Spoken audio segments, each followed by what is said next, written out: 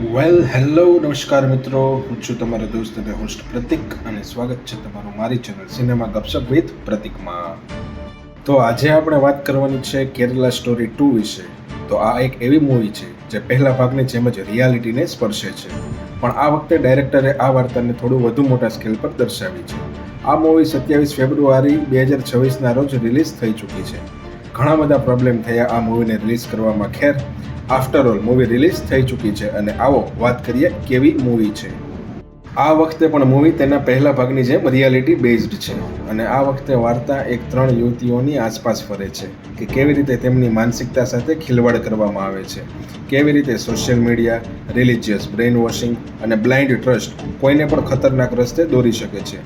સ્ટોરીમાં કેટલાક ભાગો ખૂબ જ હાર્ડ હિટિંગ છે અને તમને અસ્વસ્થ પણ બનાવી શકે છે, પણ આ જ ફિલ્મનું સત્ય છે. હવે ફિલ્મની વાર્તા 3 અલગ અલગ સ્થળોએથી શરૂ થાય છે. તેમાં 3 યુવતીઓ છે, સુરેખા, નેહા અને દિવ્યા. કેવી રીતે હિન્દુ ઓળખને કારણે હિન્દુ યુવતીઓ સાથે ભાવનાત્મક અને સામાજિક સ્તરે છેતરપિંડી કરવામાં આવે છે.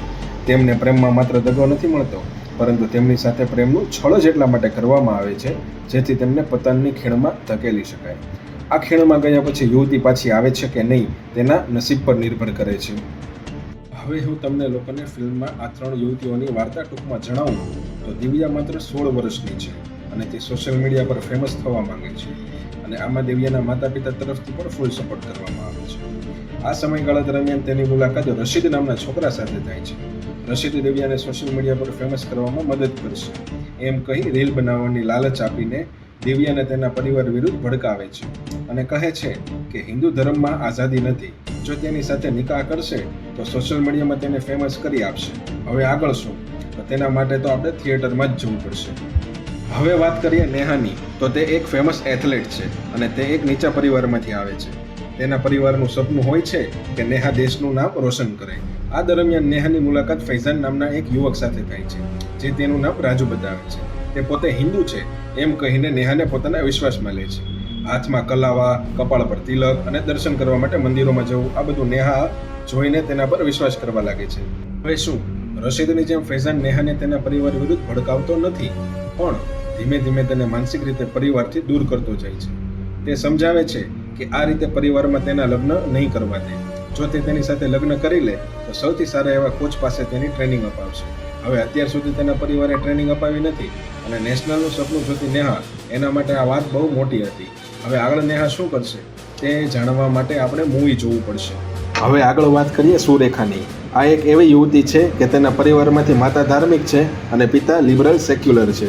જો તમને લિબરલ સેક્યુલર એટલે શું એ ના ખબર હોય તો ટૂંકમાં જણાવું કે એક એવા વ્યક્તિ છે કે જે મનુષ્યના અધિકારોને સપોર્ટ કરે, ધર્મની બાબતમાં ન્યુટ્રલ રહે અને તેથી તેમનો વિશ્વાસ છે કે દરેક વ્યક્તિને તેની માન્યતા સાથે જીવવાની સ્વતંત્રતા છે.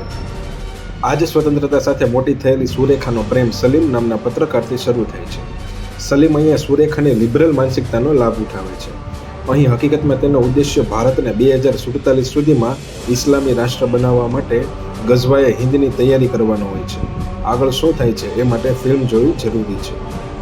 હવે વાત આવે છે ફિલ્મની વાર્તાની. જોવી કે ન જોવી? તો જુઓ, હું કોઈ ધર્મની વિરુદ્ધ નથી કે કોઈ સમાજની.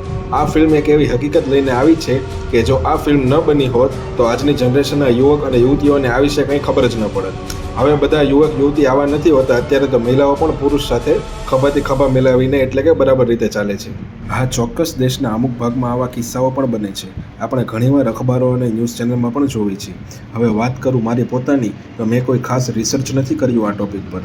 ફિલ્મ ઉપરથી જ રિવ્યૂ કરું છું અને હા, ચોક્કસથી કહીશ કે જેના ઉપર આ વીતી હશે એમનું શું. તો આ ફિલ્મમાં બધા એક્ટર અને એક્ટ્રેસ વિશે પણ ખૂબ સારું કામ કર્યું છે અને કામાખ્યા નારાયણ સિંહ કે જે આ ફિલ્મના ડાયરેક્ટર છે, વિપુલ અમૃતલાલ શાહ અને અમરનાથ ઝા કે જેમણે વાર્તા લખી છે અને વિપુલ અમૃતલાલ શાહ કે જેમણે પ્રોડ્યુસ પણ કરી છે. તો તમારા લોકોની શું રાય છે આ પ્રકારની વાર્તા કે ટોપિક ઉપર? તો કોમેન્ટ સેક્શનમાં જરૂરથી જણાવજો. આ મૂવીને હું રેટિંગ કરીશ 5માંથી 3 સ્ટાર. તો મળીએ આગળના વિડીયોમાં. ત્યાં સુધી જોતા રહો સિનેમા ગપશપ વિથ પ્રતિક. હું છું તમારો દોસ્ત અને હોસ્ટ પ્રતિક, અને આટલું કહેવા છતાં પણ ચેનલને કોઈ સબસ્ક્રાઈબ નથી કરતું તો હવે કરતા જજો અને લાઇક એન્ડ શેર ભૂલતા નહીં. બાય. અરે કરો સબસ્ક્રાઈબ.